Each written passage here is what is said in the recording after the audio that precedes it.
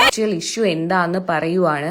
അപ്പൊ തലേന്ന് അവര് CBC ട്രിവാൻഡ്രം വന്നിട്ടാണ് വണ്ടി ടോ ചെയ്ത് എടുത്തിട്ട് പോയിട്ട് പുള്ളി ഞങ്ങളുടെ ഇൻസ്റ്റയില് കമന്റ് ബോക്സിൽ കയറി കമന്റ് ഇട്ടു, AdBlue 0% ആയത് കൊണ്ടാണ് ഇഷ്യൂ ഉണ്ടായത്, അല്ലാണ്ട് വേറൊരു ഇഷ്യൂ ഇല്ലാന്ന്.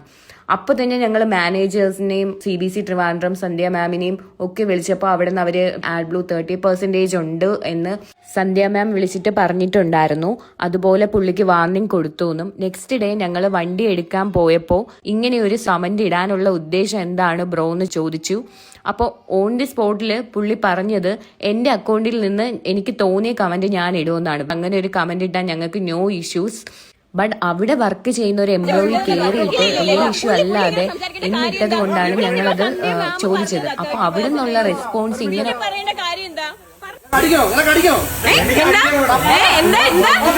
വീഡിയോയിൽ കണ്ടാൽ അറിയാം. പുള്ളീനെ അവിടെ നിന്നുള്ളവർ പിടിച്ചു മാറ്റിയിട്ട് കൊണ്ടുപോവുക ചെയ്തത്. കാരണം പുള്ളി ഞങ്ങളുടെ അടുത്ത് തല്ലാൻ വാടാ, നിങ്ങൾക്ക് എന്നെ തല്ലണോ, തല്ലാൻ വാടാ, തല്ലടാ എന്ന് പറഞ്ഞിട്ട് ആ രീതിയിലുള്ള പ്രകോപനമായിരുന്നു. അവിടെ നിന്നുള്ള ബാക്കി എംപ്ലോയീസും സന്ധ്യ മാമും ട്രിവാൻഡ്രം, കൊല്ലം മഹേന്ദ്രയുടെ ഷോറൂമിന്റെ ഒക്കെ മാനേജേഴ്സും എല്ലാവരും വിളിച്ച് ഞങ്ങളുടെ അടുത്ത് ഒരുപാട് സോറി പറഞ്ഞു. പുള്ളിയുടെ ഒരു ഭാഗത്തു നിന്നുണ്ടായ മിസ്റ്റേക്ക് കാരണം CBC ട്രിവാൻഡ്രത്തിനാണ് ആ പേര് വരുന്നത് എന്ന് പറഞ്ഞു.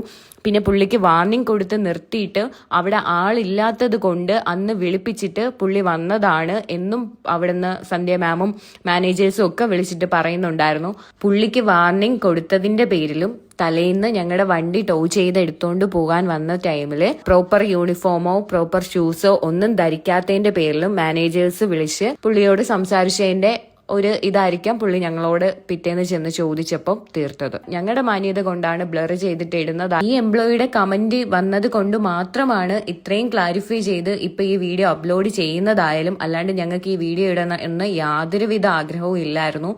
അപ്പൊ ഇതായിരുന്നു ആക്ച്വലി അവിടെ നടന്ന ഇഷ്യൂ.